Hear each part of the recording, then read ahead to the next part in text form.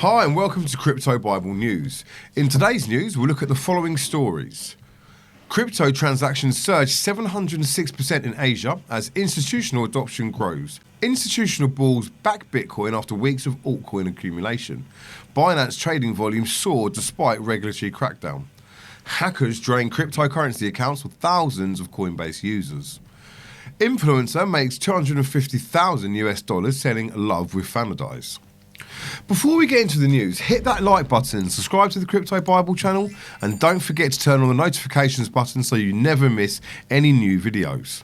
Now, let's get straight into the news. Crypto transactions surged 706% in Asia as institutional adoption grows. When it comes to cryptocurrency transactions, the region of Central and Southern Asia and the Oceania, or CSAO, is growing rapidly.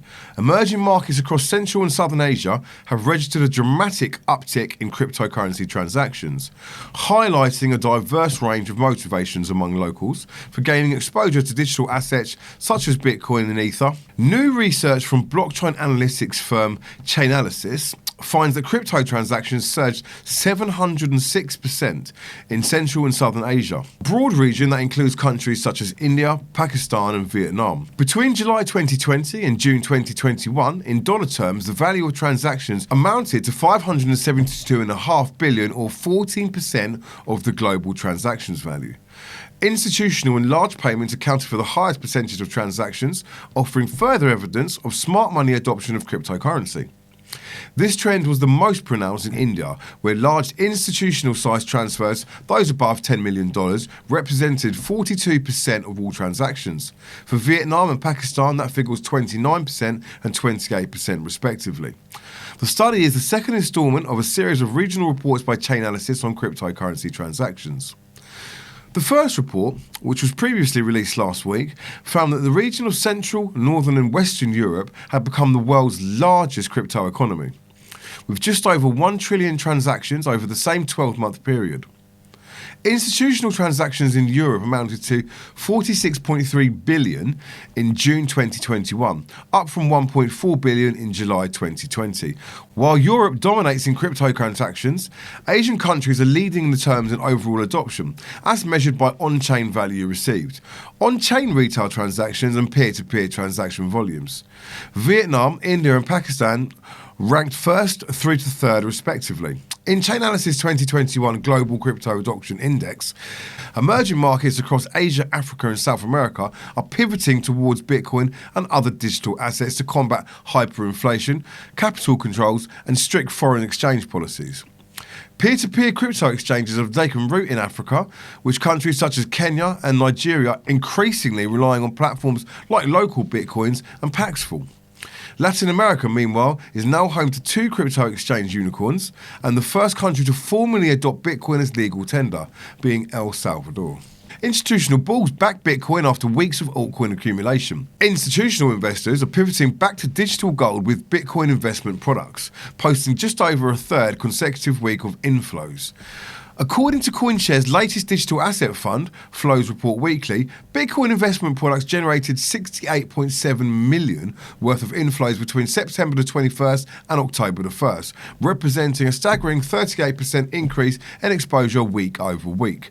While products tracking Bitcoin have now dominated inflows to digital asset products for 2 weeks in a row, the bullish turn comes fresh off a record streak of outflows that persisted for 8 consecutive weeks until early September. Total inflows with digital investment products were 90 million for the week, marking the 7th consecutive week of inflows as institutional investors continue to increase exposure to digital assets.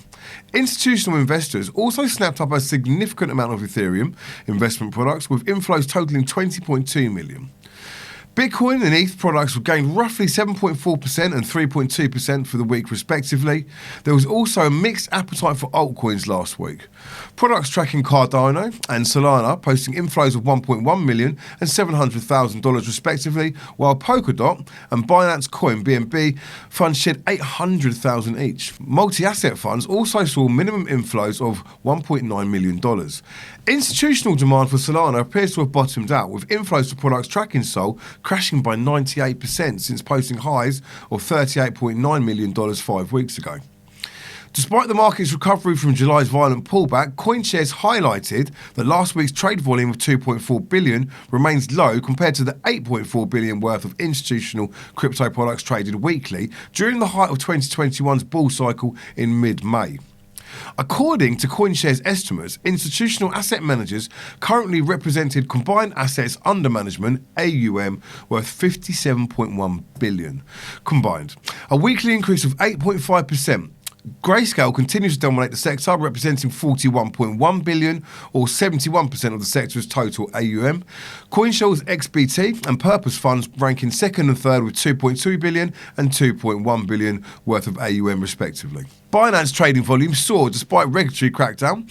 Trading volumes at major cryptocurrency exchange Binance soared between July and September, suggesting a recent crackdown by regulators across the globe has had little impact on the platform's business. Worried about consumer protection, as well as the standard of anti-money laundering checks at crypto exchanges, regulators from Britain and Germany to Hong Kong and Japan in recent months ratcheted up the pressure on Binance. Some have banned the platform from certain activities, while others have warned consumers it was not licensed to operate in that jurisdiction. Binance has in response tightened anti-money laundering checks and cut its product lineup. Yet Binance spot cryptocurrency trading volumes total 789 billion in September versus 454 billion in July.